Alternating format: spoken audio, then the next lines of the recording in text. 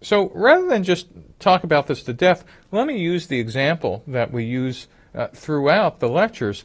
And this is just a team that actually did this in 5 days, not 3 weeks.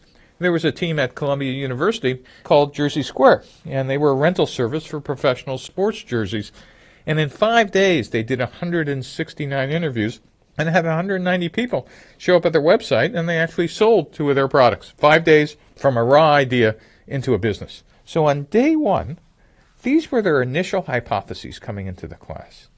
They thought that their customer segments was going to be professional sports game attendees. That is, they were beginning with a series of hypotheses about their customer archetype. And they thought their value proposition was going to provide a cheaper way to officially license sports jerseys to a game, eliminate the risk of owning a player whose jersey is traded, and to provide alternatives to purchasing counterfeit jerseys.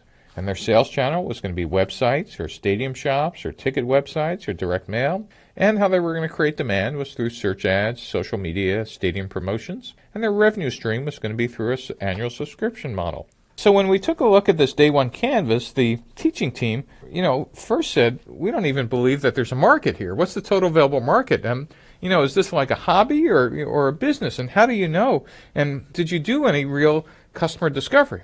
And our skepticism really, in fact, infuriated these guys who they thought they were domain experts because they were wearing a lot of jerseys. And teaching team, this is your job. You want to irritate them into action. We did this on purpose, not by accident. We wanted these people to come back on the first day with enormous proof that this was even worth spending their time. And they did it. They went out to Yankee Stadium in New York and found the most people in the densest area they could who actually were potential customers. And they spoke to 60-some-odd customers just to prove to us what idiots the teaching team was by design.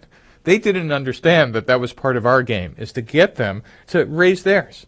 And when they came back again, they showed us, hey, look, there might be a real business here, and it's even bigger than we thought because it includes females. And so one of the things we pointed out to them is it looked like they had multiple customer segments. And this just is a teaching team tactic, but when you have multiple customer segments, you have to have multiple value props, and you probably have multiple revenue models, if not multiple other things. Just for logistics, just for you to be able to teach, we beat them up that said you need to put these in multiple colors because it will force you to actually start thinking about how each segment relates to each other. And so they got out of the building and, again, talked to different users or potential users in different locations. And now you could see they actually took our advice and segmented the canvas in 2 separate colors because they thought there were 2 unique customer segments. And now you could see the customer segment sport jersey owners match the value prop for sports jersey owners and match the revenue model, and it's fairly easy to track their thinking. Now, the thinking by now in this 3rd iteration is a big idea for facilitators and coaches. It's no longer their opinion. They now have 100+ customers telling them this, and life is getting kind of interesting because they now know more collectively than you do. It's actually no longer your opinion versus theirs, which it was on day 1. It's actually they're now bringing you data. Now, it can be that they're just misinterpreting the data, or they might be calling on the wrong people in the wrong places. That's your job as the facilitator and coach, is to say, well, wait a minute, that's the wrong segment, or, gee, have you looked at, your activities or your resources, because you might have a great, theory on the right-hand side, but this thing won't pencil out if you just do the numbers. And so we pushed them a bit on day 3, and they actually went out and started looking at the left-hand side of the canvas because we beat the stuffing out of them, saying, yeah, this might be nice, but there's no way, you're going to end up spending more doing this than you could bring in. And so they went out and actually talked to the left side of the canvas, and they actually found out that, oh, yeah, you were right, it's not FedEx we want to use because that's too expensive. But we also found out how much we could actually charge. We had people raise their hand and say we could do that. And the other thing we push is that by the 2nd or 3rd day or 2nd or 3rd week, we want them to have launched their website or have their app up and running. And these guys did exactly that.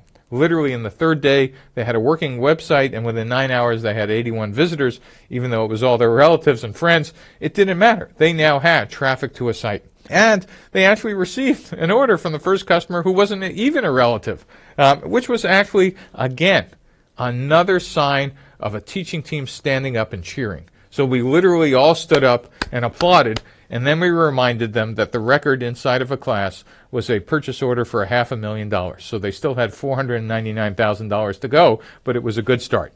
And of course, it makes the other teams who are barely able to get, talking to customers, understand what the scale of the game is, that you really need to be playing this seriously here. And again, for facilitators and coaches, your goal is to keep the pressure on. You got to keep it on. Be polite, be respectful, but just remind them that the pressure you're putting on them is about 1/100th of what it's really going to be like in a real startup. And just understand, you're not trying to be mean, but part of your activity, if you remember, is to figure out how these teams operate in pressure. And it might just be that a good number of them aren't suited for this stage of the company. What a cheap way to find out. This is a simulation of a startup, and your job is to make sure they understand that this is just fractionally of the 24/7 sleepless nights that they're going to be spending for the next couple years. So you could see after 5 days, just 5 days, after talking to 160 customers, you could see how the business model evolved dramatically from something that looked like this on day 1 to something that looked like this on day 5. Day 1, a series of untested hypotheses, a faith-based enterprise. On day 5, the faith has turned into facts. And this startup is on the road to actually building something that customers might want.